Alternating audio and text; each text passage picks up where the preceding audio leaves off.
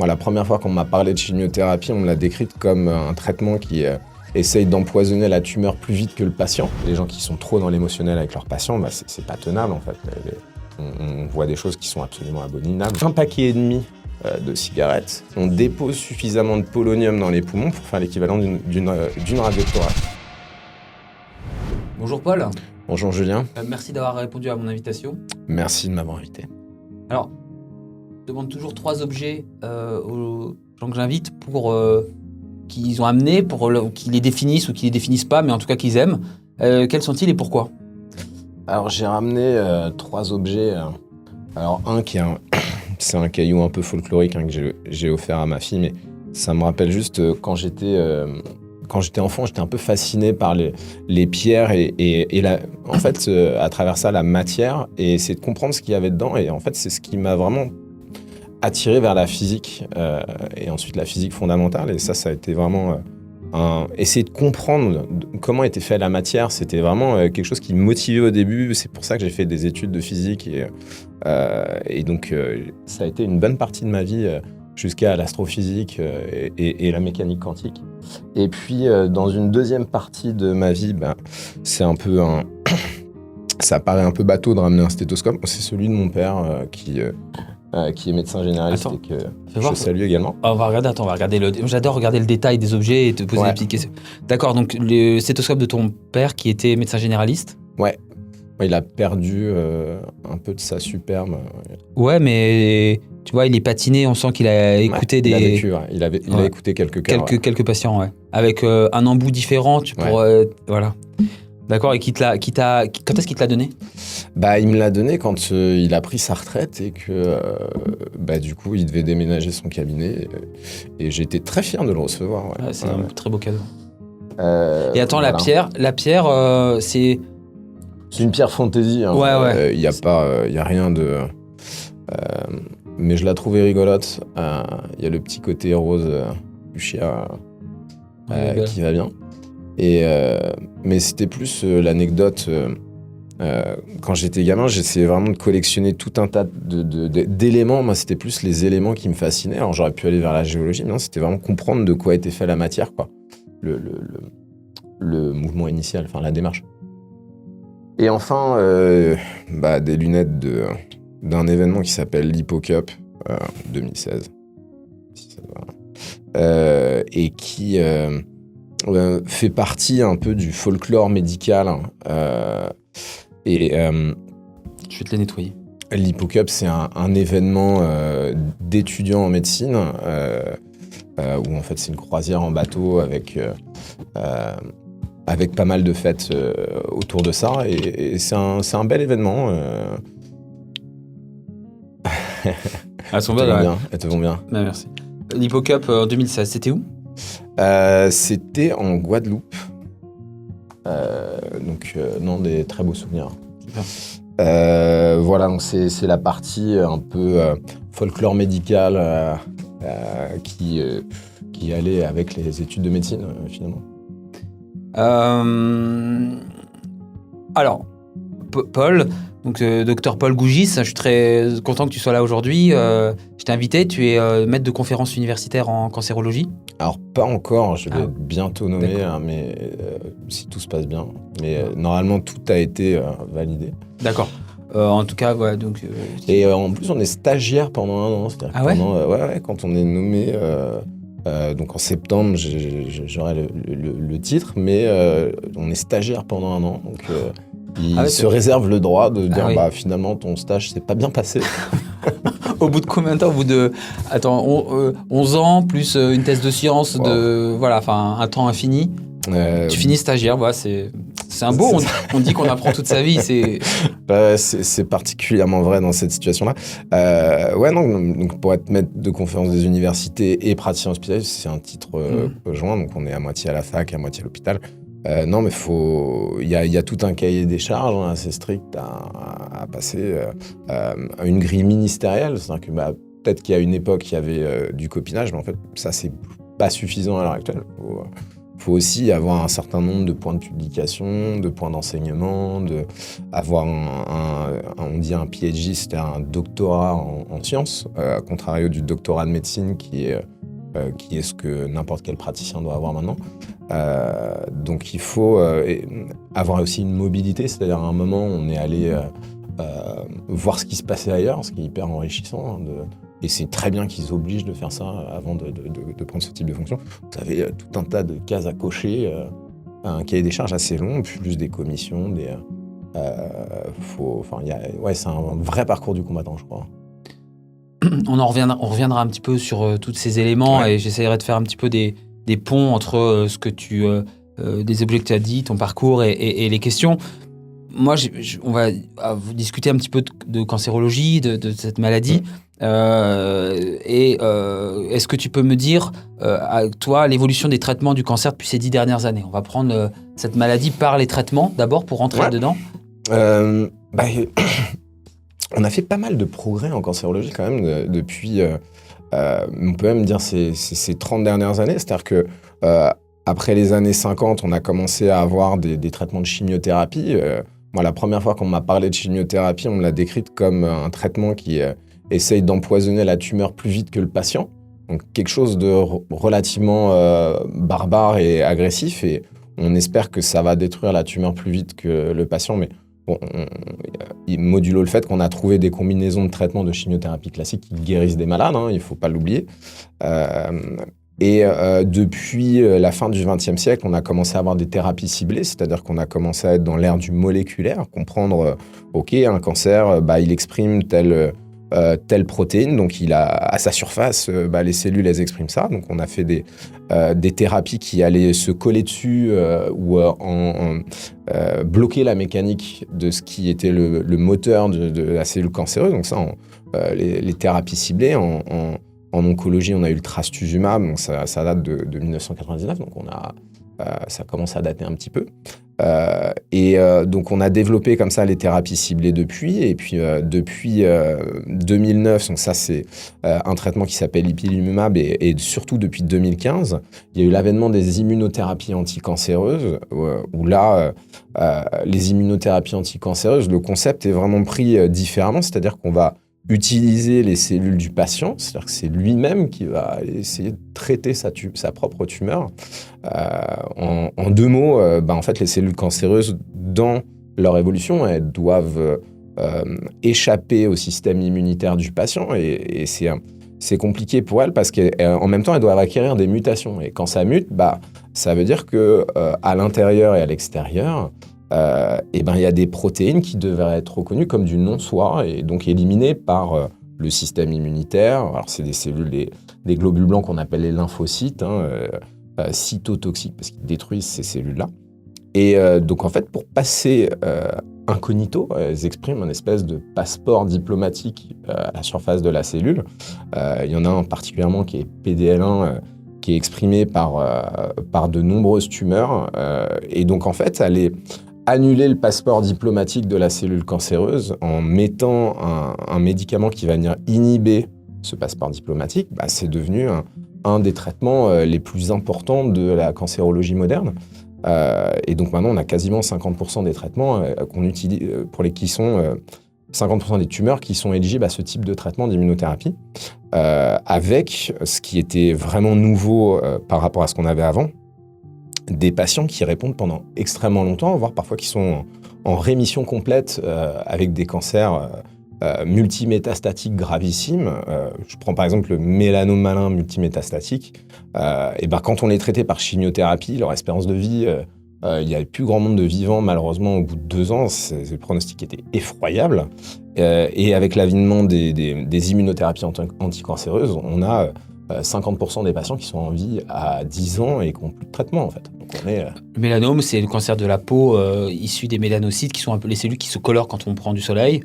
Parfaitement. Et qui est un cancer, je ne connais pas le chiffre, mais qui est quand même un cancer qu'on voit en routine, que tu voyais en routine, que les dermatologues et les cancérologues vous voyez en routine. C'est un truc assez fréquent quand même. Suffisamment fréquent, alors qui est souvent pris à un stade précoce, mais parfois malheureusement trop tardivement.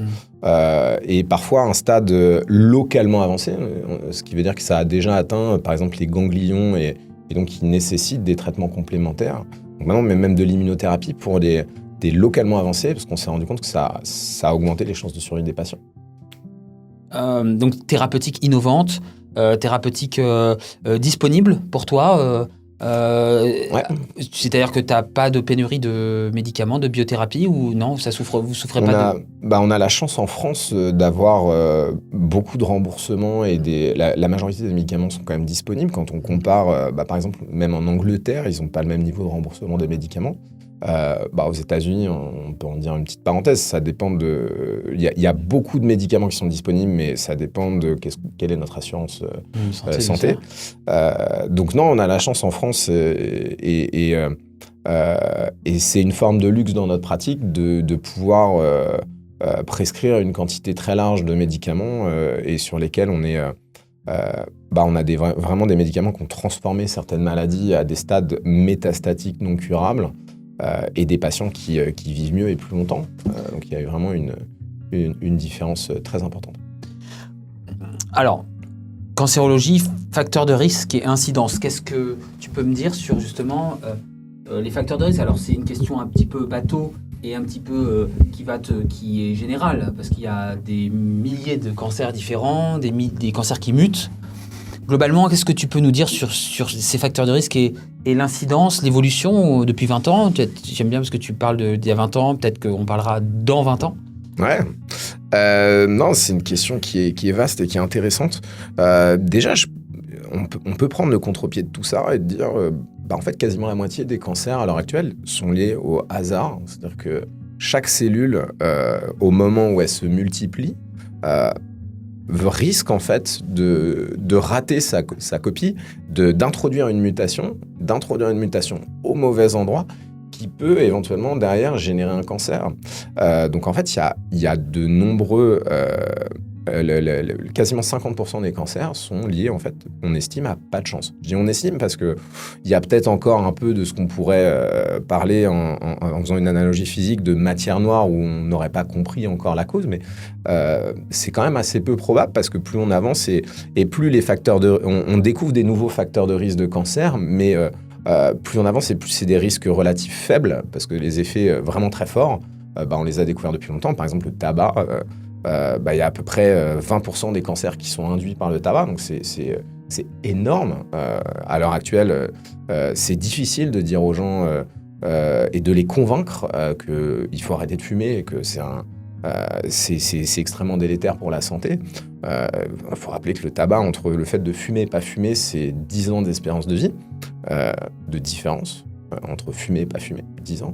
Et c'est pas juste 10 ans où on se dit de toute façon, il faut bien mourir de quelque chose, je mourrai plus. En fait, ça fait vieillir plus vite les gens. C'est-à-dire que même la peau, il suffit de voir, il y a des séries qui ont été faites de jumeaux qui fument ou qui fument pas, et même ne serait-ce qu'au niveau de la peau, ça fait vieillir la peau plus rapidement. Donc le corps, en fait, est totalement détruit petit à petit par le tabac. Donc ça, c'est vraiment un message important en tant que cancérologue. Le tabac fumé est vraiment le facteur de risque numéro 1, l'ennemi public numéro 1 du cancérologue. Avec, si on doit refaire un petit peu l'historique du tabac, en fait, au début du XXe siècle, on utilisait surtout du tabac brun, la gitane maïs qui irrite bien le début de la gorge, ou le cigare, donc du tabac qui, en fait, quand on le fume, très irritant, donc on a tendance à le crapoter. Et en fait, au cours du XXe siècle, il y a eu vraiment un shift parce que l'industrie du tabac a mis au point, au fur et à mesure du XXe siècle, le procédé de blondissage du tabac. Donc le tabac est devenu, avec le tabac blond, on avait un tabac plus doux qui pouvait être inhalé en profondeur. Et en fait, alors juste en faisant ça et en ajoutant plein d'additifs, de l'ammoniac et suffisamment de choses qui étaient bien toxiques, on a permis, et malheureusement aux gens, d'inhaler en profondeur la fumée et donc de faire des cancers du poumon différents. Et donc on a vu au cours du temps, au cours du XXe siècle et même encore maintenant, changer le type de cancer du poumon que les patients faisaient quand ils fumaient. C'est-à-dire qu'au début, ils faisaient plutôt des carcinomes épidermoïdes, donc c'est des cancers du remaniement, de la destruction du début du poumon parce que la fumée qui était très toxique au début. Et maintenant, on fait des cancers très distaux, plus fréquemment, des adénocarcinomes. Et donc, récemment, les adénocarcinomes sont devenus beaucoup plus fréquents du fait des nombreux carcinogènes qu'il y a dans le tabac. Par exemple, parfois, pour remettre un petit peu en perspective l'exposition aux radiations, il y en a qui disent « Ouais, mais tu fais des radios, c'est toxique, tout ça ». En fait, quand on fume 1,5 paquet de cigarettes, il y a du polonium qui est concentré dans le plant de tabac qui est restitué. Donc les plants de tabac, en fait, dans les engrais qui sont utilisés dans les plantations, il y a un peu de polonium en très faible quantité, mais en fait, il est concentré dans les plants de tabac. Et il y a une estimation qui a montré que avec 1,5 paquet de cigarettes, on dépose suffisamment de polonium dans les poumons pour faire l'équivalent d'une radio de thorax.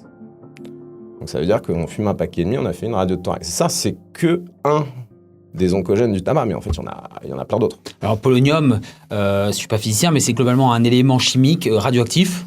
C'est ça. Voilà, qui émet des électrons comme une radio, voilà, pour que... Exactement. Et en fait, tu parlais... Qui a été utilisé par empoisonner des opposants politiques en Russie, par exemple.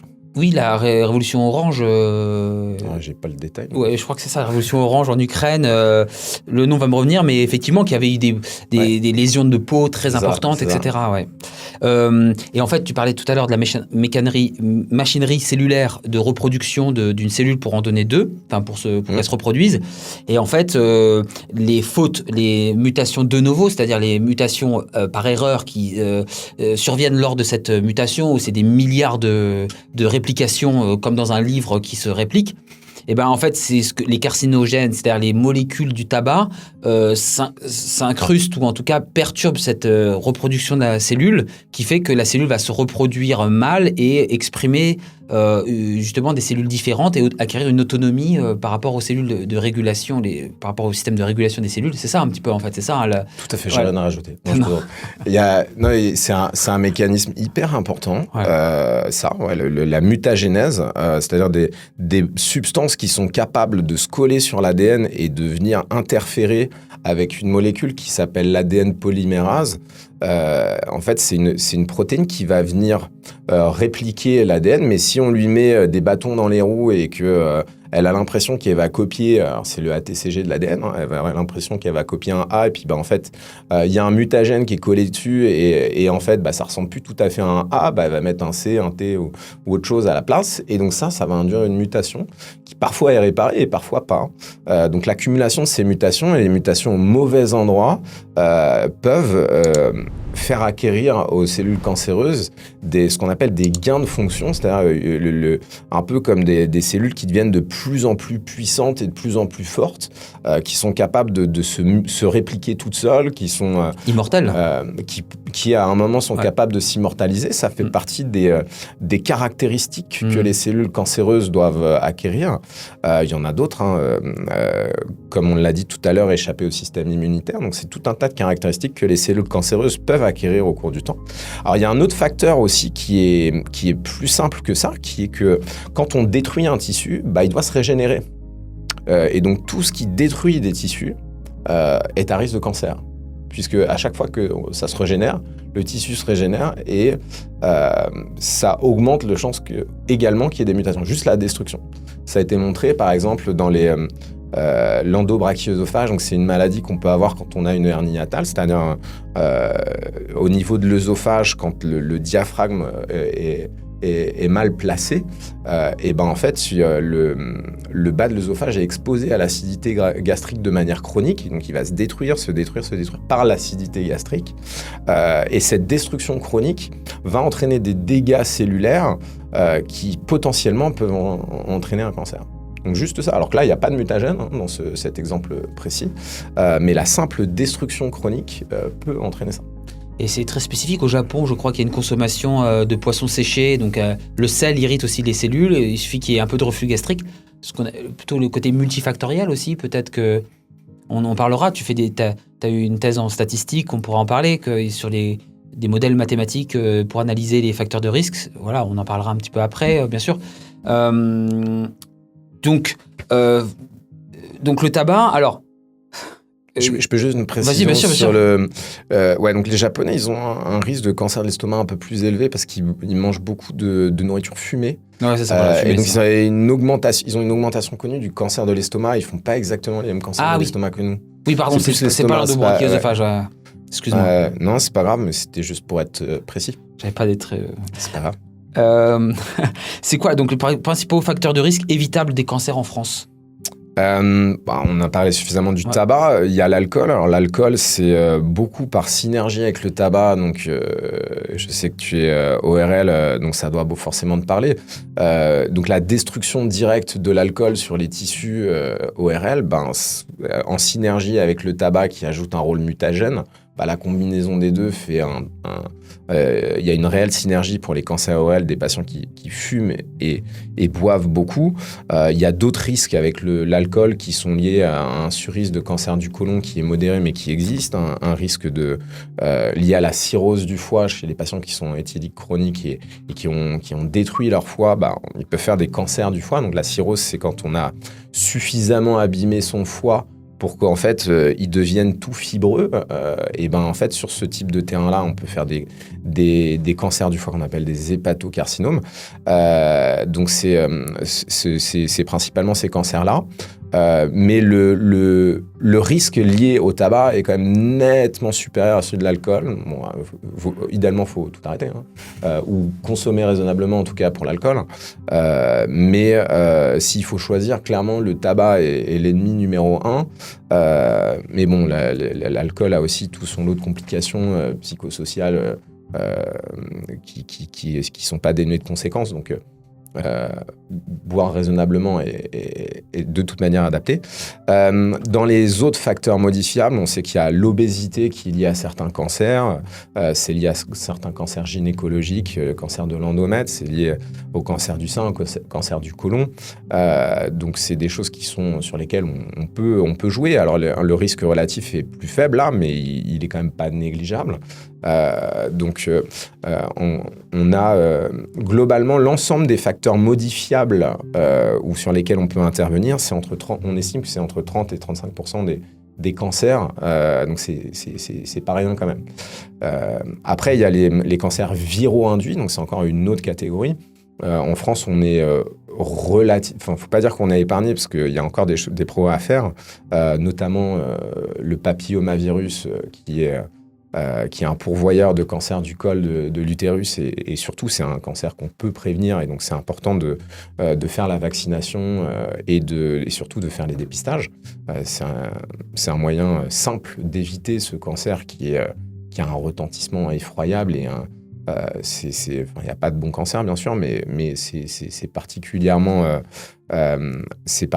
difficile. Donc il faut utiliser tous ces outils-là le plus possible pour diminuer ces cancers. Alors, HPV, donc c'est Human Papilloma Virus, c'est un virus en fait qu'on se transmet sur les muqueuses. Les muqueuses, je rappelle que c'est la peau de l'intérieur, entre guillemets, qu'on a au niveau de la bouche, de l'œsophage, mais aussi de la région gynécologique, la marge anale, etc., des muqueuses du pénis et du vagin, etc., globalement. Et c'est des cancers de la gorge qu'on peut avoir ou du col de l'utérus. Et de la marge anale. Et de la marge anale, exactement, ouais. C'est pour ça que même, en fait, on devrait vacciner les hommes et les femmes. Dans la politique de vaccination actuelle, on ne vaccine que les femmes, mais en fait, les hommes déjà sont porteurs, donc ils transmettent. Et en fait, si on devait avoir une politique de vaccination, peut-être qu'il faudrait considérer vacciner les hommes contre le papillomavirus. Alors, il est recommandé, pas obligatoire pour les jeunes dames, les demoiselles. Précisément, je vous mettrai écrit le détail de l'indication. Je crois qu'en Scandinavie et aux États-Unis, la vaccination est, en tout cas, en plus que recommandée, même parfois obligatoire. Il y a en Australie, ils ont des données qui ont montré qu'ils ont quasiment éradiqué le cancer du col. par une politique obligatoire de prévention du cancer du col par ce vaccin. Donc c'est un vaccin qui marche, qui est efficace. Après, on a un taux de dépistage, parce qu'il y a aussi le dépistage chez les gens qui n'ont pas eu la chance, entre guillemets. Donc pour les jeunes, les 2 messages, c'est pour ceux qui sont suffisamment jeunes, donc à partir de 14 ans, vaccination contre le papillomavirus, et chez les femmes qui ont à partir de 25 ans, le dépistage, c'est l'avoir en tête. C'est une maladie facile à éviter et facile à traiter quand elle est prise précocement. Et quand on le prend à des stades métastatiques, c'est effroyable. Et donc nous, on a une quantité de virus, de cancers induits par les virus qui est de l'ordre de 5% en France, mais c'est déjà trop, parce que c'est beaucoup de cancers qui sont évitables. Oui, c'est ça, on va parler un peu de prévention, sachant que le cancer du papillomavirus, je crois, San Francisco, dans certaines régions, est plus important par le papillomavirus, le cancer ORL, dû à l'alcool et au tabac, dû à une évolution des mœurs sociales, qui n'est pas une infection sexuellement transmissible, le papillomavirus, mais qui est finalement un cancer viro-induit. La prévention, est-ce qu'on peut en parler? On peut en parler un petit peu plus tard. Toi, justement, dans ta formation de cancérologue, tu vois les gens qui arrivent avec un diagnostic de cancer, tu as une annonce diagnostique à faire qui est difficile. Est-ce qu'il y a des plans d'action de prévention pour le cancer qui est en place en ce moment, actuellement, des politiques de prévention du cancer? Et quand tu vois des patients en consultation, est-ce que, justement, tu trouves que les gens sont assez sensibilisés sur la question de la prévention du cancer? Pour être tout à fait franc, les patients qui viennent avec un cancer du poumon, un cancer ORL, souvent ils portent, je dis souvent parce que c'est pas des règles générales, mais ils portent cette espèce de culpabilité de savoir, au fond, ils savent pourquoi ils ont un cancer. Je parle des patients qui ont un cancer ORL lié au tabac et à l'alcool. Ils ont quelque part, et d'ailleurs ils portent un peu cette culpabilité avec eux, et comme une espèce de croix. Donc ils ont conscience que c'est leur addiction qui les a menés jusque-là. Donc c'est après on a tendance à voir les patients, nous en tant qu'oncologues médicaux, à un stade déjà très tardif. Alors, il faut savoir que même à un stade métastatique, il est intéressant d'arrêter de fumer. C'est-à-dire qu'il y a des études qui ont montré que arrêter le tabac, j'ai eu l'exemple en consultation pas plus tard que vendredi dernier, ça vaut encore le coup d'arrêter de fumer, même si on a un cancer métastatique. Déjà parce que les traitements ont vraiment amélioré le pronostic des gens, mais aussi parce que, quels que soient les traitements qu'on fait, que ce soit des chimiothérapies ou des thérapies ciblées, les traitements marchent mieux et les patients vivent plus longtemps s'ils ont arrêté de fumer, si on les fait arrêter de fumer au moment du diagnostic. Donc il y a, à part, les situations où on dit continue de fumer, c'est pas grave, deviennent, évidemment il y a des situations toujours un peu extrêmes dans notre métier où évidemment on le fait avec raison, et c'est pas anodin de demander aux gens d'arrêter de fumer, bien sûr, on a conscience. Tu respectes parfois là, voilà, ça. Oui, c'est ça. Et puis, on sait aussi, c'est aussi notre travail de mesurer la réserve psychologique des patients, de savoir ce qu'on peut arriver à faire avec eux, là où on peut les aider, et ceux pour qui, au contraire, on sent que c'est peut-être pas là-dessus qu'il va falloir insister, parce que il y a d'autres problèmes plus graves à traiter d'abord. Je voudrais qu'on parle un petit peu aussi de la pluridisciplinarité de ta spécialité, qui est vraiment une belle spécialité, parce que c'est vraiment une maladie actuelle. D'ailleurs, l'incidence du cancer, on n'a pas parlé, mais a tendance plutôt à... Alors, c'est aussi en lien par rapport aux outils de diagnostic qui deviennent de plus en plus efficaces et plus précis, mais l'incidence évolue en termes de... Quelle est l'incidence de la cancérologie aujourd'hui en France ? Ça dépend vachement du cancer. Alors, si on prend déjà les causes de décès à travers les âges, au début du XXe siècle, les gens mouraient de maladies infectieuses. Ils mouraient de tuberculose, de pneumopathie, où on a inventé les antibiotiques entre-temps. Et donc, c'est des choses et les vaccins qui ont permis d'augmenter l'espérance de vie par rapport à ça. Dans la fin de la deuxième moitié du XXe siècle, c'était plutôt les maladies cardiovasculaires, donc les gens mouraient d'infarctus, d'AVC ou de séquelles de tout ça, notamment liées au tabac. Et au fur et à mesure, on a développé des traitements alors c'est toujours pas anodin de faire un infarctus du myocarde, bien sûr, faut pas dire ça, mais les patients, quand on a commencé à mieux traiter, à mieux prévenir le risque cardiovasculaire, on commençait à avoir plus de cancers. Donc il y a une augmentation de la quantité de cancer qui est liée au vieillissement de la population, tout simplement. Et donc depuis maintenant, je crois que ça va faire 10 ou 15 ans, le cancer est devenu la cause de mortalité principale en France, devant les causes cardiovasculaires. Donc c'est un peu une espèce de compétition malsaine entre les causes de mortalité. Et donc on avance sur les traitements du cancer. Les patients avec une maladie cancéreuse il y en a de plus en plus qui sont guéris. Il y en a ceux qui sont métastatiques, qui vivent de plus en plus longtemps. On commence à avoir des patients qui ont guéri à des stades métastatiques. Mais ça reste une cause de mortalité très importante en France. Après, quand on divise par cancer, c'est très cancer dépendant. Par exemple, le tabac, les cancers du poumon qui sont très liés au tabac ont plutôt tendance à diminuer en ce moment, parce que le tabagisme diminue progressivement, alors doucement, mais progressivement. Alors, malheureusement, les femmes qui ont rattrapé les hommes, voire qui ont... pendant longtemps, elles ont fumé moins que les hommes, mais elles commencent à fumer presque autant qu'eux. En fait, les cancers du poumon chez les femmes sont en augmentation très importante. Donc, il y a ce genre de particularité par cancer. Après, dans les cancers digestifs, on s'est rendu compte qu'il y a beaucoup de cancers digestifs, donc cancer digestif, cancer du côlon, cancer du pancréas, cancer des voies biliaires qui sont en augmentation. Là, c'est depuis ces 10-20 dernières années qui ont plutôt tendance à augmenter. Alors, pas en flèche, mais quand même, avec un signal qui a été un peu perturbant, où des patients, une augmentation des patients particulièrement jeunes, vers 40-50 ans, qui commençaient à faire ce type de cancer-là, depuis une dizaine d'années, là, et on a des signaux, et c'est pas encore complètement élucidé le pourquoi. Est-ce que c'est lié au fait que, on a 40 ans, Julien, on est la génération qui a été exposée à la nourriture pharmaceutique, qui a été la plus processée. En fait, nos grands-parents, ils mangeaient plus naturel quelque part.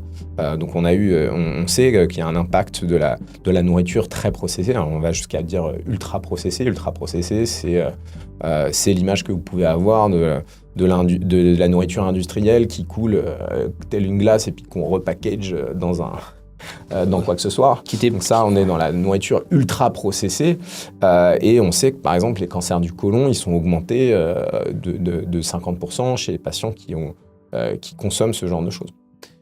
Justement, tu parlais de perturbateurs, de choses perturbées, et je vais te ouvrir la boîte du perturbateur endocrinien. C'est quelque chose on entend parler depuis 10, 15, 20 ans, même peut-être plus. Qu'est-ce que tu en penses ? Est-ce que c'est un outil ? Est-ce que tu as des outils de mesure dans ton travail et quel est l'avenir de justement la prévention pour éviter notre exposition aux perturbateurs endocriniens? Et est-ce que la nourriture ultra-processée, on peut parler de nourriture transformée, de produits ultra-transformés, de perturbateurs endocriniens? Alors, juste pour refaire la transition avec la nourriture ultra-processée, un des problèmes de la nourriture ultra-processée, c'est que c'est pas un produit en soi, c'est que c'est un procédé industriel. Donc, qu'est-ce qu'il y a dedans ? On ne sait pas très bien. Donc, par exemple, on a aussi il y a une étude américaine qui a montré qu'il y avait un petit risque augmenté de cancer du côlon avec la viande rouge. Mais là, on sait ce que c'est la viande rouge. Il est de 20%, mais c'était une étude qui a été faite aux États-Unis, pas en France. Ils utilisent par exemple des hormones de croissance pour la viande. Est-ce que c'est reproductible pour la viande française ? On ne sait pas. Bref, petit aparté là-dessus. Les perturbateurs endocriniens, donc on a des substances précises où on va dire là on a le bisphénol A. Est-ce que ça peut augmenter le risque de cancer ? C'est un sujet qui est compliqué parce que autant il y a des molécules sur lesquelles le risque de cancer est très très fort et le signal il saute tout de suite aux yeux et tout de suite toutes les données, que ce soit les données de ce qu'on fait sur des cellules, ce qu'on fait sur des laboratoires, malheureusement on en est encore à l'expérimentation animale et si on pouvait éviter, ce serait bien, parce qu'il y a quand même des questions de bien-être animal, petite parenthèse refermée. Mais on utilise ce type de modèle-là et ensuite, on va regarder sur des modèles de population pour voir est-ce que les populations exposées font plus de certains types de cancers ou pas. On a eu l'exemple, par exemple, du glyphosate récemment. Donc c'est toujours en discussion par rapport aux lois qu'on veut mettre là-dessus. Et donc c'est difficile d'avoir des données qui s'accordent à la fois sur ce qu'on regarde sous le microscope, ce qu'on regarde dans la souris et ce qu'on regarde à l'échelle humaine, dans les données. Les échantillons de données parfois nationaux avec des bases de données très intéressantes. Et par exemple, il y a une étude qui a montré pour le glyphosate que ça a augmenté de 50% le risque de lymphome, alors non Hodgkinien on l'appelle. C'est une méta-analyse qui a montré ça, sortie en 2019, où ils ont repris une méta-analyse, on a repris plein de données de plein d'essais, ils ont poolé ces résultats, et il se trouve que ça augmente dans cette étude-là le risque de lymphome non Hodgkinien, un résultat qui semble pertinent. Alors il y a une autre étude qui est sortie derrière, qui est allée contredire ça, et qui n'a pas retrouvé de surrisque de cancer liés chez les agriculteurs aux États-Unis qui étaient exposés au glyphosate. Donc ils avaient des registres très larges qui ont permis de voir si les agriculteurs qui utilisaient le glyphosate comme produit faisaient plus de cancer. Ils n'en ont pas retrouvé. Mais bon, c'est quand même un signal sur lequel il faut se pencher et continuer de rechercher. Alors, on peut se dire 50% d'une maladie rare, c'est pas beaucoup, mais c'est un risque qui est aussi évitable. Donc, tout de suite, on est dans où faut mettre le curseur, qu'est-ce qu'il faut faire pour éviter ça. À la fin, ça représente quand même pas beaucoup de patients, mais ça représente des gens chez qui on peut probablement épargner une maladie. Donc vous voyez, c'est ce type de discussion qu'on a à la fin sur un niveau de preuve qui est discutable puisque pas répété par les différentes études. Donc c'est compliqué. Donc autant il y a des molécules où c'est simple et en gros ça flash en jaune fluo et tout de suite on sait que il y a par exemple le diéthylstilbestrol qui est un médicament qu'on utilisait chez les femmes enceintes dans les années 50 et qui donnait des malformations chez on utilisait ça directement au niveau en gynéco au niveau du col pour faciliter la maturation placentaire. Et on s'est rendu compte que... le Distilben, c'est ça, je crois, le nom commercial. Ouais. Et ça agissait sur le col de l'utérus. Et en fait, ça engendrait chez le nouveau-né des malformations au niveau des organes génitaux.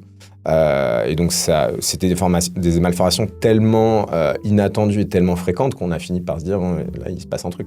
Mais le signal était hyper fort. Donc ça, c'est un signal qui est très clair. Maintenant, il y a des fois où c'est plus compliqué. Par exemple, le bisphénol A, il y a des études qui ont montré que ça augmentait d'un risque relatif de l'ordre de 2, le risque de cancer du sein, ce qui n'est pas acceptable, clairement, mais ça n'a pas non plus été reproduit par toutes les études. Donc, donc ça incite à la prudence et c'est important de faire attention. Maintenant, il y a des applications qui permettent, quand on utilise un produit de la vie de tous les jours, que ce soit une crème ou quoi que ce soit, il y a des applications comme Yuka qui font aussi ça pour le côté alimentaire d'ailleurs, qui regardent la quantité de produits qui s'appelle chimique, c'est pas un terme que j'aime bien, mais de produits, parce que c'est un peu impropre, mais qui regarde les substances qu'il y a dedans et l'évaluation qu'on a faite des substances. Est-ce que, par exemple, il y a du bisphénol A, dans ces cas-là, ils vont éviter de le recommander. Enfin, il va avoir une mauvaise note sur l'application. Donc, c'est ce genre de choses qui peut vous guider dans ce type de contexte, qui peut être pertinent. Maintenant, il faut savoir que le niveau de preuve il est ténu, mais quand on est à l'échelle individuelle, on n'a pas envie de prendre ce risque, évidemment. Donc c'est une discussion complexe. Et les 6 P de la médecine à l'avenir, préventive, prédictive, justement, est-ce qu'on pourra, et tu as des études qui montrent dans certains services, des prises de sang, une analyse du génome, et justement de la prédiction pour dire, voilà, vous avez tel risque de faire tel cancer. Qu'est-ce que tu en penses de cette... Ça permet de parler du dernier facteur de cancer, qui sont les maladies génétiques. On estime à peu près 10-15% les cancers en France qui sont liés à la situation génétique des patients. Généralement, ce sont des anomalies de la réparation de l'ADN.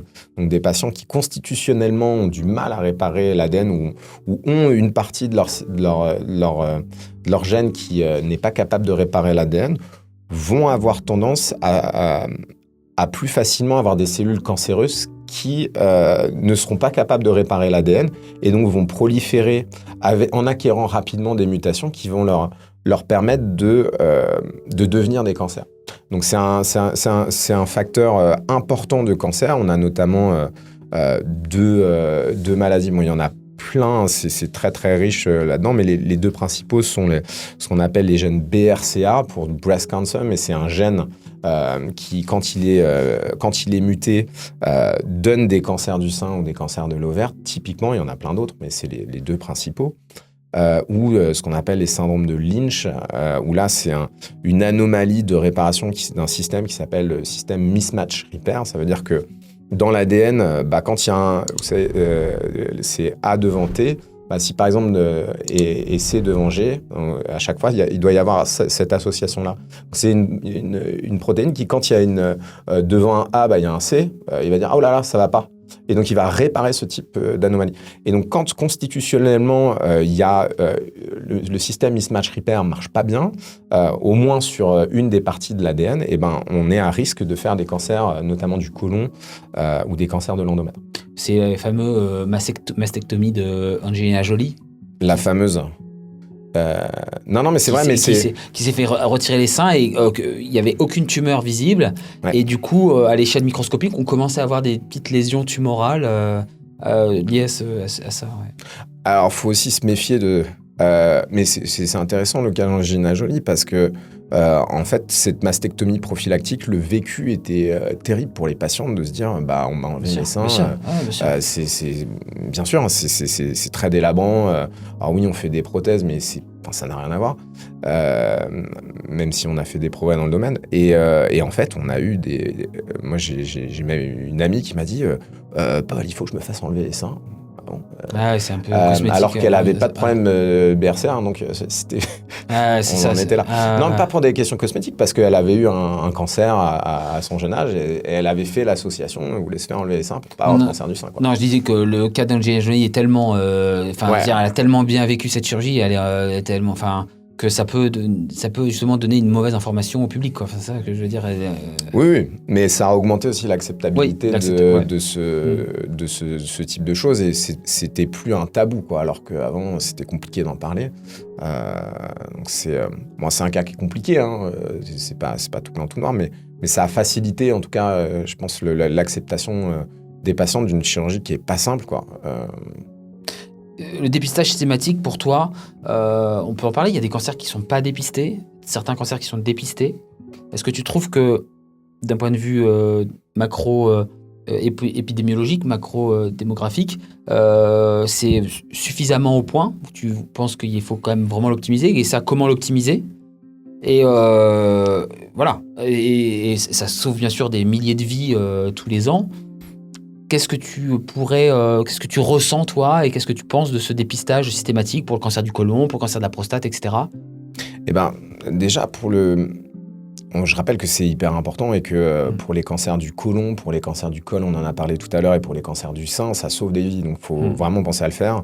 Le taux de couverture de dépistage, par exemple, pour les cancers du col, c'est aux alentours de 50%.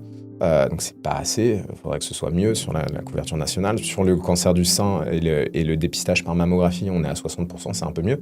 Et sur le cancer colorectal, donc c'est un dépistage, c'est sur des selles en fait, on fait un test immunohistochimique pour voir s'il y a une expression de certaines protéines dedans. Du sang aussi, à la base c'est l'hémoculte, c'est la trace de sang et maintenant une protéine aussi. Voilà, c'est ça, ça a changé en fait.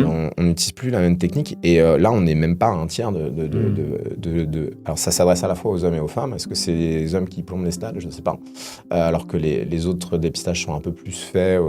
Ou alors est-ce que c'est parce que ça s'adresse aux selles, donc c'est un peu plus tabou, mais on a la couverture de dépistage national n'est pas bonne, on est à un tiers, c'est pas du tout suffisant, alors que c'est là aussi un dépistage qui permet de sauver des vies.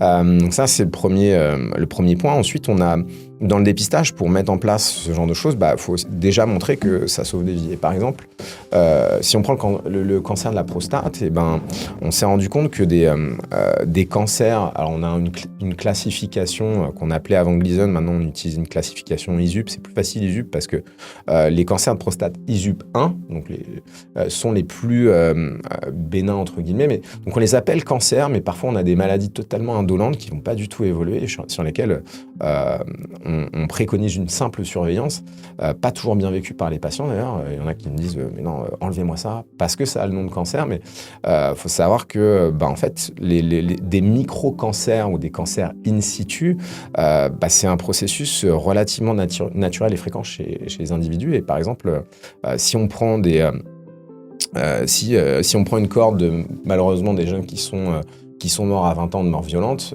et qu'on regarde, on dissèque leur prostate, on trouvera des micro-cancers. Il y a 10% des jeunes de 20 ans qui ont un cancer in situ de la prostate. Donc, est-ce qu'il faut aller traiter ce genre de choses ? Bien sûr, non. Mais c'est pour prendre l'extrême de ce genre de choses, et pour comprendre pourquoi, avant, on faisait un dépistage un peu plus systématique du cancer de la prostate, qui n'est plus du tout recommandé, parce que on enlevait trop de prostate, en fait, pour un bénéfice en survie qui n'était pas du tout évident, avec des études qui finalement ont montré que peut-être que dans certaines situations, ça pourrait être utile, mais de le faire de manière systématique à l'échelle nationale, c'est pas une bonne idée. Voilà. L'éducation à la santé, on aura fait un petit peu, dressé un peu le panorama du cancer, la prévention, les facteurs de risque, la maladie, le fait que ça devienne une maladie chronique. De plus en plus. De plus en plus. Ouais, tout à fait. On peut parler de la santé mentale des patients cancéreux aussi, l'annonce diagnostique, la culpabilité. C'est aussi vraiment un enjeu, parce qu'on pense à la santé biologique, mais la santé psychologique et santé sociale. Dignité et l'environnement des patients, enjeu essentiel. Qui est un enjeu essentiel des cancérologues. Et je pense que les cancérologues, les précédents, tes maîtres de stage, des générations précédentes, ils se focalisaient vraiment sur la tumeur.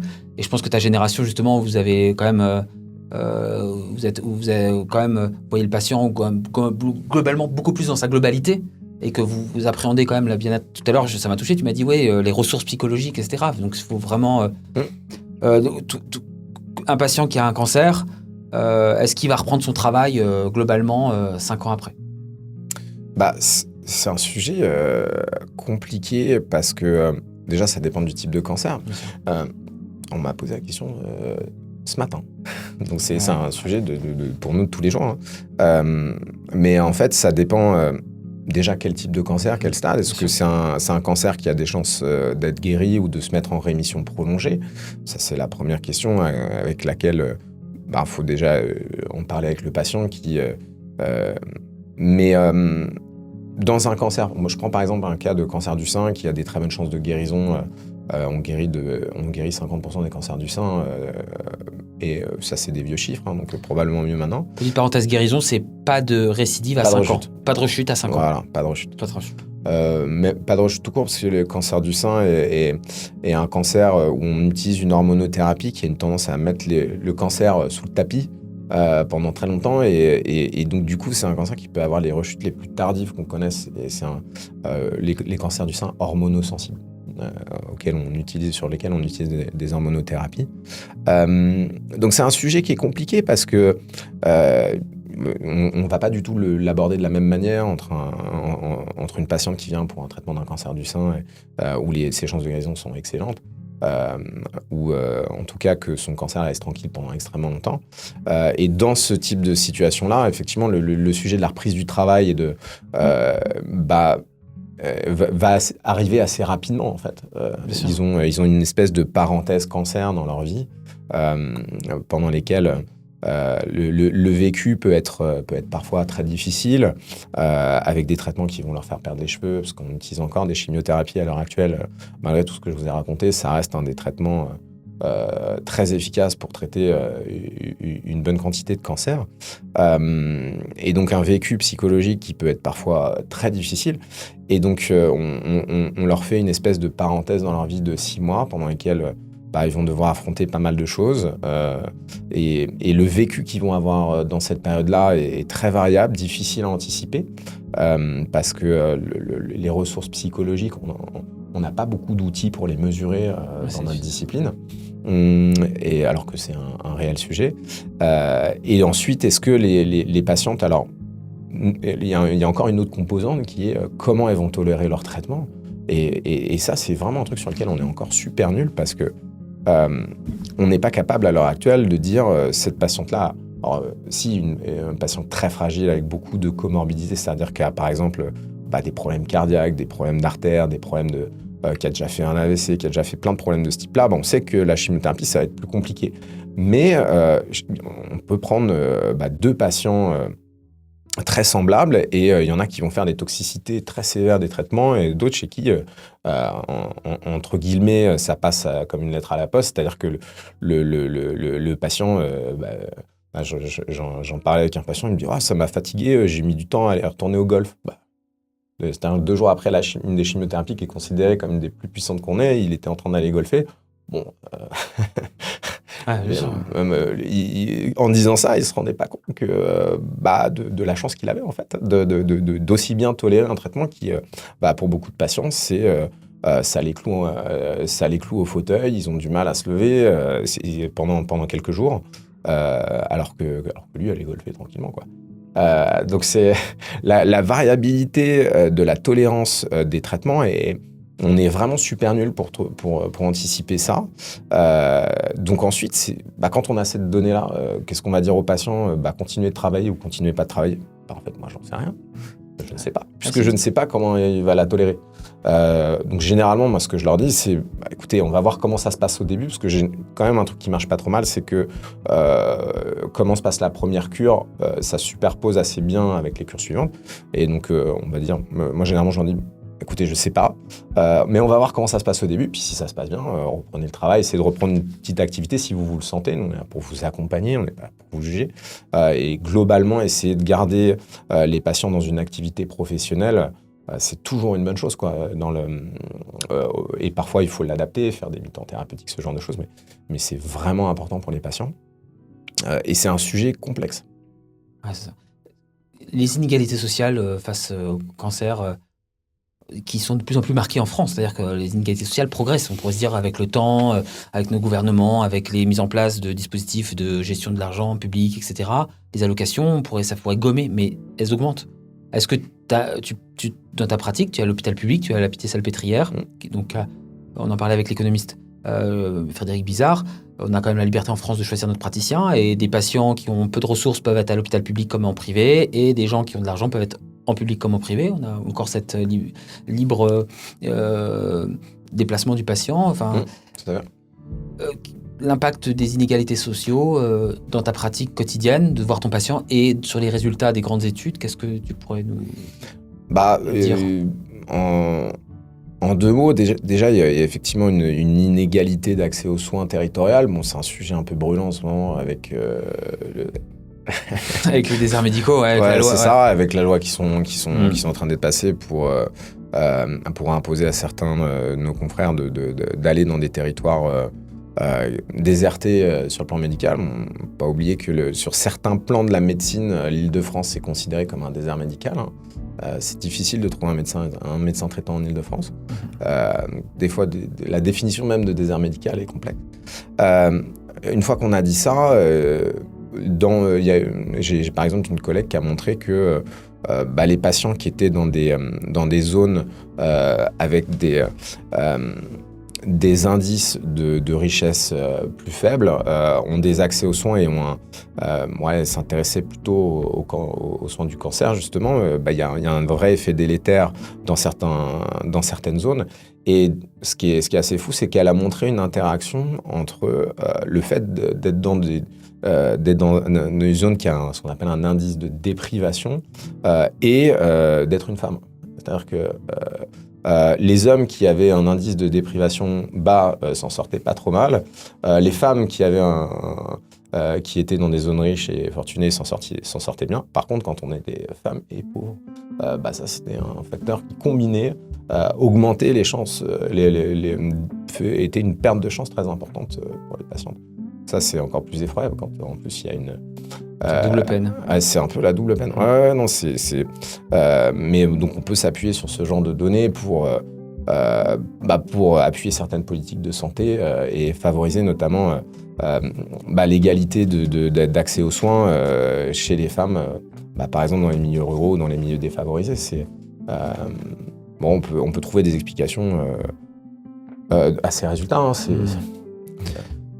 Donc, comment tu partages ton activité, toi, entre le soin, la pratique quotidienne, clinique du soignant, de voir un patient qui te demande est-ce qu'il va reprendre à travailler, l'enseignement et la recherche? Comment tu arrives à... Du coup, en fait, c'est très simple. Et lundi, mardi, c'est en salle. On voit les patients en hospitalisation. C'est aussi un moment d'enseignement parce qu'on encadre beaucoup de jeunes médecins, des externes de médecine qui sont étudiants en médecine et qui viennent voir la cancérologie, qui ont généralement 25 ans, même pas. Et donc, ils viennent découvrir la cancérologie alors qu'ils sont étudiants en médecine et donc ils viennent apprendre à ce stade-là. On a des internes aussi qui apprennent la cancérologie mais qui vont devenir cancérologues, donc qui sont dans leur spécialisation. Et donc, on peut les encadrer comme ça auprès du lit du malade. Donc, c'est aussi un moment privilégié d'enseignement. On peut leur montrer, moi, mon truc, c'est la pharmacologie des médicaments et comprendre comment les médicaments fonctionnent, plus leur raconter quelques histoires de la cancérologie au lit du malade. Donc ça a d'autant plus de pertinence. Et aussi, justement, leur montrer tous les dilemmes qu'on peut avoir en tant que praticien dans l'annonce, dans le qu'est-ce qu'il faut dire aux malades, qu'est-ce qui permet d'aider les gens, et des choses aussi simples. Un de mes mantras que je leur répète tout le temps, par exemple au lit du malade, c'est que tout ce qu'on dit doit aider le malade. Alors ça paraît évident, mais en fait, en tant que praticien, souvent on a envie de dire des choses pour se dire « Ah non, je lui ai dit ». Non, ce qui est important, c'est d'aider le malade. Qu'est-ce qu'on va... Et donc en fait, être dans la bonne logique de qu'est-ce qu'on peut transmettre pour que eux soient plus à l'aise ensuite dans leur pratique, dans l'annonce, dans la discussion avec les malades et dans le... Donc ça, c'est la partie un peu plus relation médecin-patient qui est aussi passionnante et qui est un travail permanent. C'est-à-dire qu'on ne peut jamais prétendre qu'on a fait le tour du sujet, ce serait absurde. Donc chaque situation, chaque patient va re-questionner ce qu'on pensait savoir de la relation médecin-patient. Donc ça, c'est les lundis, mardis. Ensuite, moi, je suis entre guillemets au laboratoire les mercredis, jeudis. Donc je travaille sur des bases de données scientifiques. Donc c'est beaucoup... C'est beaucoup du code, donc on compute des données, ça veut dire que on a des données de patients qui ont été générées dans certains contextes. Je m'intéresse pas mal aux bases de pharmacovigilance. Les bases de pharmacovigilance, ce sont des bases où on a enregistré des toxicités de médicaments. Donc je travaille sur ces bases de données-là et ça, on peut le faire sur un ordinateur individuel. Facilement, donc au laboratoire ou même parfois chez moi, c'est les rares fois où en tant que médecin, je peux faire un peu de télétravail, entre guillemets. Et ensuite, il y a la consultation. Donc et l'enseignement, ça va. Il y a aussi les cours un peu plus en amphithéâtre ou qui sont un peu plus. Et les missions d'enseignement d'ailleurs sont très variées. Ça va d'enseigner en amphithéâtre des cours de cancérologie un peu plus général, un peu plus avec les PowerPoint, tout ça. Ou bien aux externes, ou bien aux internes.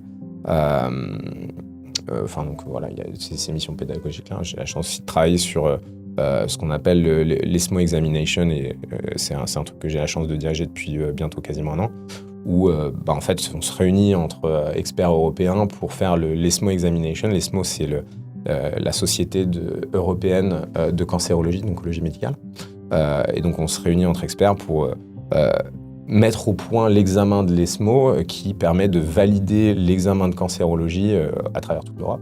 Donc il y a des pays où ça un rôle de validation, ça leur permet d'avoir leur diplôme. C'est pas le cas en France, mais on recommande aux jeunes de le passer. Donc il y a ce genre de mission éducative.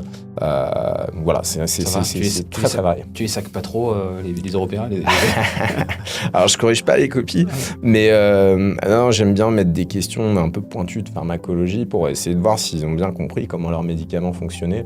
Et puis, ouais, j'essaye de les cuisiner un peu quand même sur ce genre de choses. Alors justement, moi, je me fais faire des liens parce que à la base, initialement, tu avais donc fait des études t'as fait normal, non? C'est ça, tu as fait de l'astrophysique. Maintenant, ça clair, ça a changé de nom. Et donc, tu es allé, je sais que tu m'avais raconté cette histoire où tu avais analysé, je sais plus quel satellite de planète, et que tu t'es dit, bon, là, je passe ma vie à analyser des trucs complètement abstraits, qui sont passionnants, hein. Ouais, c'est passionnant. C'est passionnant. Raconte-moi un peu ce switch-là, on va repartir un petit peu en arrière. Le lien, en fait, c'est que moi, quand je vois un patient qui a un cancer en face de moi, je me dis, en fait, c'est à l'échelle moléculaire, c'est pas de l'astrophysique, enfin de la physique quantique, mais presque. C'est-à-dire, c'est des petits, c'est l'échelle au-dessus, mais c'est-à-dire, c'est des molécules qui arrivent sur des cellules, qui font des cascades physiopathologiques, etc., physiologiques, et ça a un lien quand même avec, à l'échelle moléculaire, si tu veux, c'est les chimiothérapies, etc. C'est un peu, voilà, on n'arrive pas à analyser ce qui se passe à l'échelle micro, à nano, mais en fait, c'est un peu en lien avec des gens qui étudient la matière à tout petit niveau. Enfin, c'est-à-dire, on étudie un patient, mais à l'échelle moléculaire. Donc, vas-y, raconte-nous un peu ce switch. Ce pivot. Ce pivot.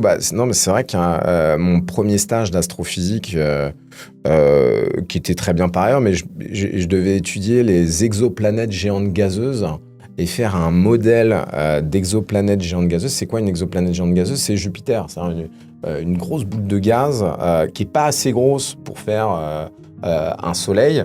En fait, on a les soleils, mais il y a des astres. Alors à l'époque, on ne les avait pas encore observés. On supposait qu'ils existaient, ce qu'on appelle des naines brunes, qui seraient qui sont des boules de gaz pas assez chaudes pour faire des soleils, mais plus grosses que des Jupiters, quoi, et donc qui font qui sont un peu plus chaudes en termes de température, parce que plus c'est gros, plus ça se concentre en pression et donc en température, et donc plus il y a de température et plus ça émet de rayonnement, et donc plus c'est brillant, plus les réactions des réactions de fusion nucléaire qui vont alimenter tout ça au niveau du cœur de l'étoile. Enfin bon, bref. Donc je me suis retrouvé à utiliser des modèles de naines brunes dont on n'était même pas sûr de l'existence pour les appliquer sur des exoplanètes géantes gazeuses qui, on avait l'exemple de Jupiter, mais on était dans un niveau d'abstraction qui... ça me suffisait pas, j'avais besoin d'un truc un peu plus concret. Donc à partir de là, j'avais quelqu'un qui m'avait parlé de la passerelle de médecine, ça a fait un peu écho. Je me suis dit, mais pourquoi tu ferais pas ça? J'ai fait un master 2 d'interface physique-biologie, où en fait c'était vraiment de la biologie pour les nuls, et de la physique appliquée à des objets biologiques. On calculait la déformation des globules rouges pour montrer comment ils étaient biconcaves, ce genre de truc. Il y avait plein de... ou de la biomécanique des cellules, ce genre de trucs. Et aussi tout un tas de concepts biologiques, le séquençage, ce genre de choses. On apprenait ce genre de choses donc à des physiciens qui étaient vraiment novices dans le sujet. Donc c'était passionnant. J'ai adoré faire ça. Je trouvais ça absolument génial. Donc ça m'a conforté dans l'idée d'aller vers la médecine. Et puis après, dans la vie de tous les jours dans la médecine, le physicien, il a tendance à essayer de décortiquer la mécanistique, de comprendre ce qu'on appelle le bottom-up, c'est-à-dire de comprendre d'abord. Il y a cette histoire de, si tu demandes à un biologiste ou même à un médecin et à un physicien t'as un transistor, d'essayer de comprendre comment il fonctionne, ils vont pas s'y prendre du tout de la même manière. En fait, le biologiste, il va essayer d'inférer avec le système pour essayer de voir, si je tourne le bouton comme ça, il va se passer ça, donc ça veut dire qu'à l'intérieur, il doit se passer ça. Alors que le réflexe du physicien, c'est de démonter et de prendre le composant élémentaire. Donc l'approche est complètement différente, en fait. Soit du haut, du bas, ou soit du bas au en haut, et en fait... c'est ça, c'est ça. Et donc, en fait, dans ma discipline, en médecine, j'ai toujours eu beaucoup de mal avec des médecines qui, par exemple, la dermatologie, c'est très, il y a des taches rouges, il y a des taches comme ça. et sans... On embrasse nos collègues dermatologues. Hein. On les aime. On les aime beaucoup. Et bisous, les dermatologues. Vraiment, sans vous... Sans haine. Et surtout, merci. Mais j'aurais été incapable de faire ça parce que... Alors oui, il peut y avoir ce qu'on appelle une physiopathologie, c'est-à-dire comprendre la mécanistique microscopique. Mais pourquoi, quand on a une polyarthrite rhumatoïde, qui est une maladie on va avoir une arthrite qui est asymétrique? Est-ce qu'il y a quelqu'un qui est capable de répondre? Non.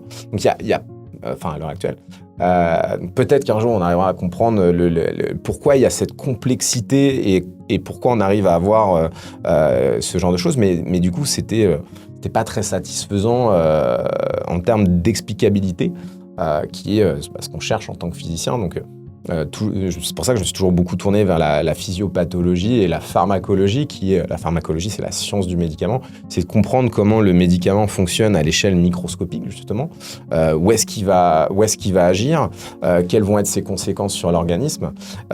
Et donc c'est un domaine qui est absolument passionnant, la pharmacologie des anticancéreux.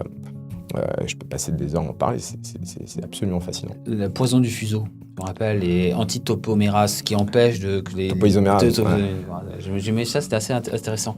Mais tu vois, c'est là où je trouve que la médecine, c'est quand même, qu'on le veuille ou non, c'est absolument sublime. Ça fait... C'est vraiment le télescopage entre la science pure, mécanistique, vraiment où on peut prouver par des modèles mathématiques, physiques et chimiques, et...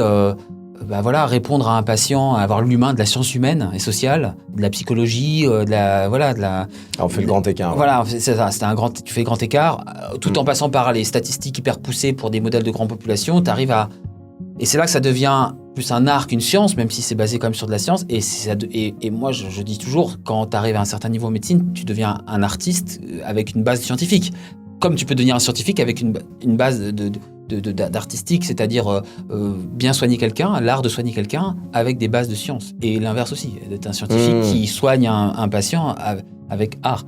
Mais globalement, tu vois, je trouve ça super. Tu fais un super profil, tu analyses les choses, tu as une vision globale des choses et tout qui est super. Mais justement, et alors toi, tu dis mercredi, merci. Jeudi, mais tu nous as pas dit vendredi. Vendredi, c'est consultation. Sur les patients. Donc je vois les malades en tête à tête, quoi. Là, c'est le moment. Oui, voilà, où plus des suivis de patients, etc. Voilà, des suivis, des nouveaux malades, ce genre de choses. Les comités d'éthique, tu en as dans ta pratique clinique? Je sais que c'est très disparate en fonction des secteurs hospitaliers. Il se trouve que je fais partie d'un comité de protection des personnes. Je suis méthodologiste dans un comité de protection des personnes. Donc, c'est des comités qui... alors, il y a les comités d'éthique. Il y a une petite subtilité, mais en gros, les comités de protection des personnes vont regarder les essais cliniques, c'est-à-dire quand on va décider de montrer l'utilité d'un nouveau médicament, on va faire un essai clinique. Et là, il faut qu'il y ait un comité qui s'assure qu'on n'est pas en train de faire n'importe quoi et qu'on ne va pas tester... je dis n'importe quoi, mais une forme de peste arrangée pour essayer... Et en fait, il y a des fois où il y a des essais... Alors, c'est quand même très rare, heureusement, c'est s'autocensure, mais ça nous arrive de devoir dire non à des protocoles où, par exemple, il y a une perte de chance évidente pour les patients quand ils rentrent dans le protocole. Ça, c'est pas éthique, tout simplement. L'éthique de la recherche. Ouais. Et donc ça, c'est le comité de protection des personnes. Les comités d'éthique vont sur des recherches qui peuvent être par exemple rétrospectives, c'est-à-dire on va, si par exemple on a des données qui existent déjà, est-ce que c'est éthique d'aller regarder les patients qui ont tel cancer, qu'on a traité de telle manière? On a déjà les données, mais on demande à un comité d'éthique d'approuver ça. C'est aussi dans les bonnes recommandations de publication scientifique. Donc, on nous le demande quand on publie un article que sur des recherches rétrospectives, c'est-à-dire qu'on n'a pas exposé de patients on pourrait se dire, ouais, c'est rétrospectif, qu'est-ce qu'il y a? Il n'y a pas de mal. Ouais, mais on va quand même vérifier que les choses ont été faites dans un respect des patients, respect de l'intégrité scientifique. Donc ça, c'est le rôle des comités d'éthique. Et donc les comités de protection des personnes, c'est un peu plus sur les essais cliniques, mais leur rôle est essentiel pour que les patients, quand ils arrivent dans un essai clinique, aient cette confiance que on va pas essayer de leur vendre quelque chose, quoi. On le fait avant tout pour essayer de prouver le bénéfice d'un nouveau traitement par rapport à un autre et qu'on ne compromet pas leur chance quand on les met là-dedans. Deux choses. Comment tu vois les jeunes? Est-ce qu'il y a de plus en plus de gens qui veulent faire de la cancérologie? Je sais que c'est une spécialité qui est quand même très difficile. Tu le dis tu le dis pas, mais c'est une spécialité difficile sur le plan de la santé personnelle, le bien-être du patient, parce que vous faites beaucoup d'heures, vous voyez des patients quand même dans des contextes difficiles, qui sont lourds, donc il y a... Avec une lourdeur psychologique. Voilà, une lourdeur psychologique. Donc il y a aussi, on parle bien sûr du santé du patient, mais moi je pense que les soignants, un soignant qui est en bonne santé soigne mieux les gens, et c'est paraît banal, mais la santé des soignants n'est pas... et du cancérologue peut être mis à rude épreuve vis-à-vis de son environnement. Comment tu vois les jeunes qui veulent se lancer en cancérologie? Comment toi, tu arrives à aussi te protéger et à arriver à bien faire ton travail le mieux possible, être le moins influencé par des facteurs psychologiques et émotionnels? Et voilà. Et quels sont les principaux freins dans ta pratique et dans ton enseignement? Déjà, la cancérologie est une discipline qui est un peu plus à la mode qu'avant. C'est-à-dire qu'il y a plus de jeunes qui s'y intéressent.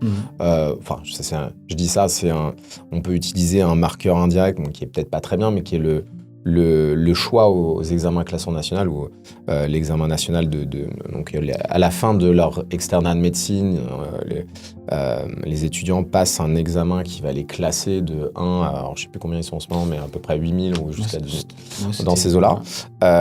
Et en fonction de leur classement, ils vont choisir leur ville et leur spécialité. Et en fait, l'oncologie a récemment été une discipline plutôt bien choisie, un peu mieux que dans les années d'avant. Moi, à mon époque, c'était plus facile d'être oncologue que maintenant. Plus facile, disons, par rapport au classement. Par rapport au classement, c'est ça. Oui, c'est ça. Ouais. Sur cette métrique qui est discutable. Donc, c'est pas une discipline qui est en train de passer de mode, quoi. Non, ça intéresse les jeunes et tant mieux. Mais aussi parce qu'ils voient que c'est une discipline hyper dynamique où il se passe plein de choses, en fait. Bien sûr. Il y a 10 nouveaux traitements par an quasiment. Il y a toute la complexité qui va avec d'être toujours à jour sur notre discipline, mais ouais, c'est une discipline qui est passionnante. Il faut savoir que la cancérologie, c'est tellement une spécialité vaste qu'il y a quand même aussi des cancérologues qui s'occupent de la radiothérapie, donc tout ce qui est traitement par des rayons, aussi différents soient-ils, qui sont très complémentaires avec... vous travaillez en réunion de concertation pluridisciplinaire, ce qu'on appelle les fameuses RCP, en réunion. Vous travaillez avec les chirurgiens cancérologues ou les chirurgiens d'organes spécialisés en tel organe, les radiothérapeutes, les oncologues, mais bien sûr également tout un tissu de spécialités comme les oncogériatres, les gériatres spécialisés en pathologie cancéreuse ou les cancérologues qui s'occupent spécifiquement des cancers chez le sujet âgé. Et c'est justement cette pluridisciplinarité qui fait la richesse de la prise en charge des patients aussi également. Mais bien sûr, les psycho-oncologues, les psycho-esthéticiennes, les onco-esthéticiennes, etc., les onco-psycho-oncologues. Donc c'est le tissu médical et paramédical qui vont prendre en charge. Il y a même d'autres spécialités qui sont venues se greffer un peu plus récemment, comme la cardio-oncologie ou l'impact cardiaque des traitements du cancer, ou la néphro-oncologie, l'impact rénal. On a par exemple à Pitié un réseau aussi de neurotoxicité des traitements anti-cancer. Donc tout ce genre de choses qui intéressent aussi les autres spécialités, de voir il se passe pas mal de choses dans le milieu de la cancérologie. Moi, je suis cardiologue. Tiens, on va regarder.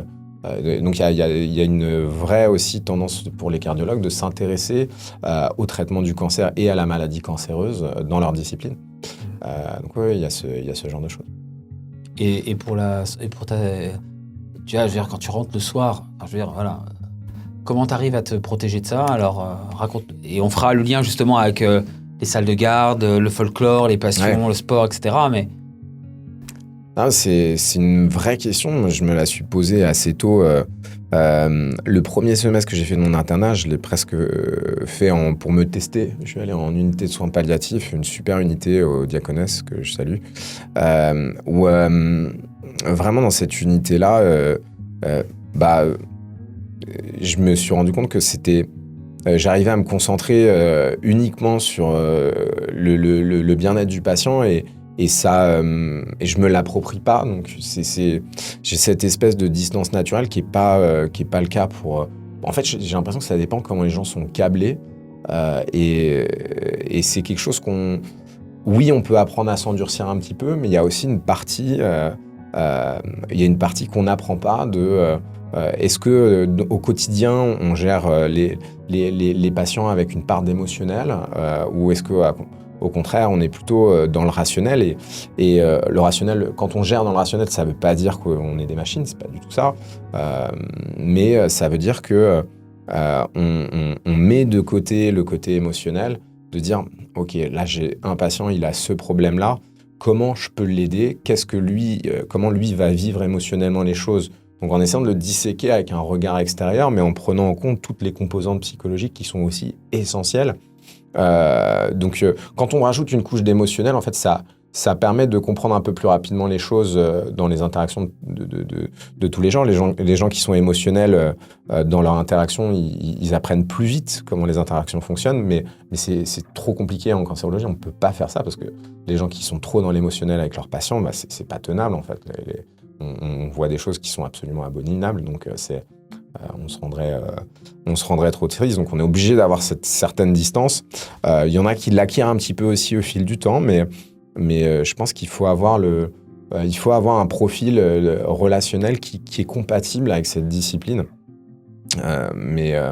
Après, il y a des disciplines que moi j'aurais pas pu exercer. Parce que ça exerce d'autres types de stress là moi je sais que je suis à ma place là-dedans parce que j'ai pas cette difficulté-là. Donc oui, il y a des fois on ramène des dossiers à la maison en se disant on n'a pas bien fait les choses, mais je pense que c'est la même chose pour n'importe quel métier finalement. Oui, et ça pose la vraie question aussi, on parle le profil tumoral, de profil de patient, de profil d'organe, de profil génétique, mais aussi le profil de type de soignant par rapport à telle spécialité, à tel endroit, même à tel type de patient, à telle structure privée, publique. Enfin, je veux dire, on est tous différents et c'est vrai que des fois, on peut voir des soignants on se dit, mais qu'est-ce qu'il fait là? Alors, il pousserait bien mieux dans tel environnement, il soignerait mieux les gens, et l'inverse. Et vraiment, si tu te sens à ta place, c'est magnifique de se sentir à sa place en médecine, parce que c'est pas facile de trouver sa spécialité. Enfin, on parle des patients, qui est pas facile de traiter les patients, etc. Mais c'est aussi pas facile pour un soignant de trouver sa place et d'être bien là où il est. Ouais, tout à fait. Alors, on a parlé de choses quand même un petit peu. On va parler un petit peu maintenant des. On faisait le lien avec l'Hippocup, voilà, un peu plus joyeuse. On a parlé un peu des choses, voilà. Moi, je voulais te parler un peu des salles de garde, du folklore médical, de l'histoire de l'internat. Et d'ailleurs, il y a un cadre. Tu m'as amené cette photo. Ouais. Et je te remercie d'ailleurs. Tu peux nous la décrire? Promotion des hospices de la Pitié-Salpêtrière en 1902. Voilà, donc il y avait une femme au milieu. La gente féminine n'était pas très représentée à l'époque. 1902, je dis pour la pitié, parce que peut-être tu es éloigné du micro, mais je crois que mes super collègues au son me disent ne font pas de signe, donc ça va. Donc 1902, promotion avec une femme. J'ai vu qu'il y a le docteur Katz, il y a le docteur Lille, enfin, il y a les noms. Quasiment 124 ans plus tard. Ouais, ça, plus de 120 ans plus tard, quid de la Pitié-Salpêtrière. Mais c'est vrai, c'est un hôpital qui a vu naître la neurologie avec d'éminents professeurs comme Charcot. C'est un privilège aussi d'exercer dans ce type d'institution aussi prestigieuse. La Pitié-Salpêtrière qui a été classée dans certains classements qui valent ce qu'ils valent. Franchement, je suis pas friand de ça, mais dans les 10 meilleures institutions mondiales. Donc, il y a ce type de prestige, même si j'y accorde pas énormément d'importance, mais c'est vraiment un très bel hôpital. Oui, il y a eu une tradition, alors elle n'est pas propre à la Pitié-Salpêtrière, c'est une tradition de l'assistance publique des hôpitaux de Paris, beaucoup, et encore pas que, de salles de garde. Pourquoi ? Parce que à cette époque-là, et même encore avant, ils vivaient littéralement dans l'interne, c'est parce qu'il était interne à la structure, donc il habitait là en fait, il sortait le week-end, mais il passait la semaine et il dormait. Il vivait littéralement là, et donc ils ont créé ces espaces de salles de garde où il dormait et il faisait la fête et il faisait ce genre de choses. Et donc il y a une part de cette tradition qui s'est un peu transmise de génération en génération, avec son lot de traditions, de culture. Donc quand encore à l'heure actuelle, on mange tous les midis en salle de garde à la Pitié-Salpêtrière, et on a la chance d'avoir gardé ça. Et pourquoi c'est important? Parce que c'est un milieu c'est un endroit où on va se voir entre collègues. Et quand on est dans un hôpital comme la Pitié-Salpêtrière, où il y a à peu près 10 000 personnes qui travaillent. Il faut savoir que la Pitié-Salpêtrière, c'est un peu une ville dans la ville. Ah ouais, il y a des rues, je ne sais pas s'il y a des arrondissements, mais c'est presque ça. Et c'est un hôpital qui, 10 000 soignants, et du coup, de vous voir le midi, alors raconte, bien sûr, moi je te faisais une petite... Il y a un rond-point. Il y a un rond-point, c'est vrai. Il y a un péage. Je crois qu'il y a un péage. Donc non, c'est vraiment, vraiment gigantesque. Il y a une petite navette pour faire le tour de l'hôpital pour les patients pour qu'ils puissent se déplacer. C'est assez contraint d'avoir un hôpital aussi grand, mais... non, la salle de garde, c'est vraiment un endroit où on se retrouve entre confrères et consoeurs et on partage un moment autour du repas et on a parmi les règles, par exemple, l'obligation, au début en tout cas, de ne pas parler de médecine, de se mettre les uns à côté des autres physiquement pour obliger l'interaction. C'est pas, il y en a un qui mange là, l'autre là-bas. Donc ça oblige les gens à se rencontrer, à parler d'autre chose que de médecine parce qu'on met 2 médecins dans une pièce, généralement spontanément, ils parlent très très vite que de leur discipline. Et donc là, l'idée, c'est que les gens se rencontrent réellement, partagent des choses en fait, il y a un réel bénéfice, je pense, à la fois sur le psychisme des soignants, parce qu'en tant que médecin, quand on a ce type d'espace où on a un vrai moment de décompression où ça peut être que 20-30 minutes, mais c'est 30 minutes pendant lesquelles on ne parle pas de médecine et on switch vraiment. On n'est pas censé dire de mots anglais, donc switch, on ne devrait pas le dire. Mais, oui, c'est ça, on ne parle pas anglais, on ne parle pas ni de religion, ni de politique. Oui, aussi tous les sujets qui fâchent. On ne parle pas des sujets qui fâchent. Non, mais c'est pour éviter les engueulades. Donc, chaque règle dans cet environnement est faite pour que les gens se rapprochent et que les médecins se rapprochent. Et aussi, en fait, en réalité, c'était l'exemple d'une amie pharmacienne qu'on appelle les épiciers en salle de garde, qui, en fait, je l'avais au téléphone régulièrement parce que c'est son rôle de moi de prescripteur et elle de pharmacienne de contrôler la prescription et d'avoir des discussions. En fait, quand on se voit en salle de garde, on se voit physiquement et en fait, dans n'importe quelle autre structure, on ne serait jamais croisés. Et donc, en fait, ça rompt complètement la glace et elle a une facilité à me contacter ou à me dire hey, « Polo, t'as déconné sur... tu devrais plutôt le faire comme ça. » Je dis « Ok, clair. » Ce genre de choses. Donc, ça donne une proximité entre soignants qui permet que tout le monde se connaisse et le soin et le contact est beaucoup plus facile. Et donc, dans un hôpital où très rapidement, les soignants savent qui est la bonne personne à contacter, pourquoi, en fait, on ne se rend pas forcément compte, mais c'est un impact qui a été mesuré. D'ailleurs, c'était une étude qui a été publiée dans le JAMA sur les urgences qui montrait que le bien intervenir avec les bons intervenants aux urgences précocement changeait le pronostic des malades, en fait. Donc, avoir les bons intervenants au bon moment, ça permet, en fait, de mieux traiter les patients. Donc, il y a un rôle à la fois pour les thérapeutes, à la fois pour les malades.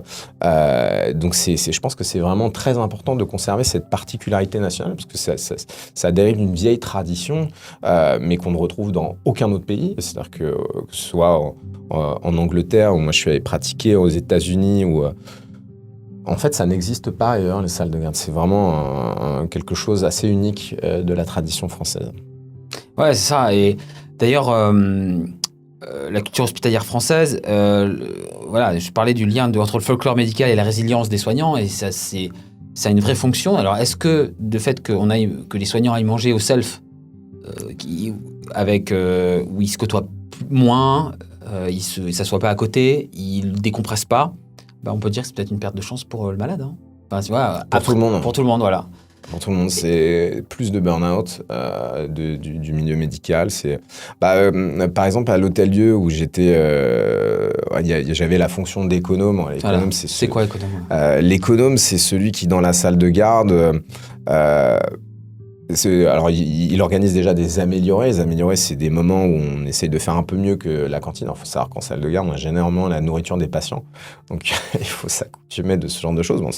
Moi, ça me va, mais c'est vrai que ça peut être améliorer, d'où le nom de l'améliorer, où un jour par semaine, il va faire des plats un peu plus sophistiqués que ce que la cantine ramène. Et donc, il organise ça, il organise les soirées de médecine, il organise... et puis, il participe aussi directement à la vie et l'application des règles, entre guillemets, avec généralement de la bienveillance envers ses confrères et consoeurs. En faisant tourner la roue, une espèce de roue des gages. Et donc, en fait, l'économe a un rôle essentiel pour le bien-être de la salle de garde. C'est un rôle assez important. Et d'ailleurs, on n'a pas le droit de sortir le téléphone. Ouais. Et je trouve qu'à l'heure où on est rivé sur notre téléphone, on est abreuvé d'informations. Et même quand on fait de la recherche, on regarde des derniers articles, on regarde les patients, on a une notification. Pas sortir son téléphone, d'avoir un moment justement un peu off. Ouais, c'est hyper important. C'est hyper important, ouais. C'est hyper important. Et donc, à l'Hôtel-Dieu où j'étais économe, l'hôpital était en train de fermer. Il y avait des amis qui étaient en ophtalmo, d'autres en diabétologie, d'autres en médecine interne. Moi qui étais le dernier interne d'oncologie médicale de l'Hôtel-Dieu, parce que le service a fermé juste après. Une amie qui était psychiatre, le service n'a pas fermé, mais... donc on avait tous ces internes dans un hôpital qui était pas en train de mourir, mais un petit peu quand même.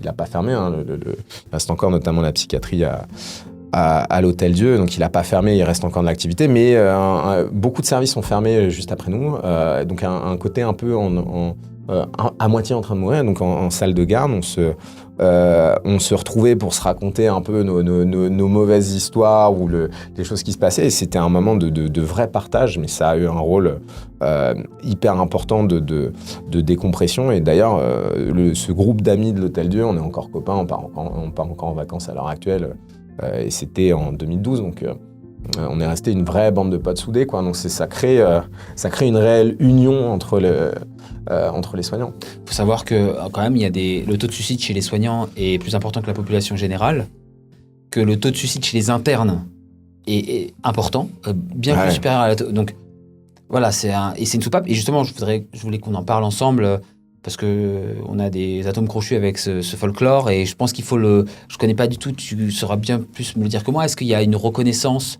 du patrimoine immatériel? Est-ce qu'il y a un combat juridique qui est en cours avec des associations de protection des salles de garde qui justement se font bâcher par un peu la cancel culture et un peu en étant avec ces fresques de salles de garde qui ont été recouvertes à la peinture blanche. Il n'y en a plus, c'est terminé. Ah oui.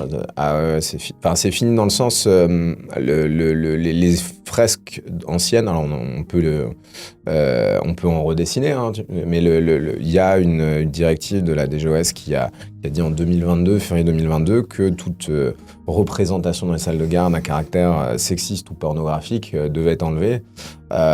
Et en fait, dans cette directive, on n'a pas essayé de faire de demi-mesure, donc tout a été repeint dans tous les hôpitaux de la PHP. Donc maintenant, on a des murs blancs à la place, ce qui est dommage parce qu'il y a certaines fresques qui n'avaient ni caractère sexiste, ni caractère pornographique. Après, dire qu'il n'y en avait aucune qui avait ce caractère-là, ce serait mentir aussi, hein, on va pas se mentir. Mais généralement, c'était aussi un œil très caricatural, c'est-à-dire un œil un peu... carabin, on dit, mais où c'était une vision complètement délirante des choses, donc ça avait pas de vocation à caractère ni pornographique, puisque la pornographie c'est pour aguicher sexuellement, ça n'avait absolument pas cette vocation-là. Il faut reconnaître qu'il y a de très rares fresques, elles n'étaient pas nombreuses, mais qui pouvaient avoir un caractère sexiste, et donc clairement en 2025, c'est normal de plus tolérer ça. Donc il y en avait clairement qui c'était logique de les recouvrir, mais c'était une extrême minorité, je pense.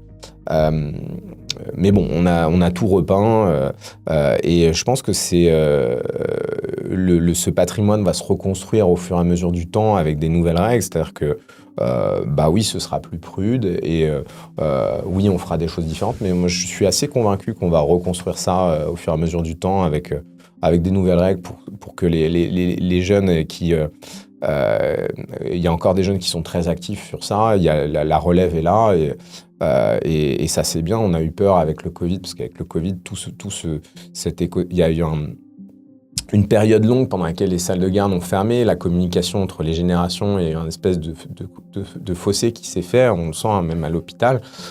Mais la relève, elle est là. Hein. Moi, je suis convaincu qu'elle y est. Donc, ils vont faire avec leurs propres règles, leur propre vision des choses. Et on n'a pas besoin de phallus géants sur les murs pour se marier en salle de garde, je pense. Donc, oui, voilà, c'est juste ça.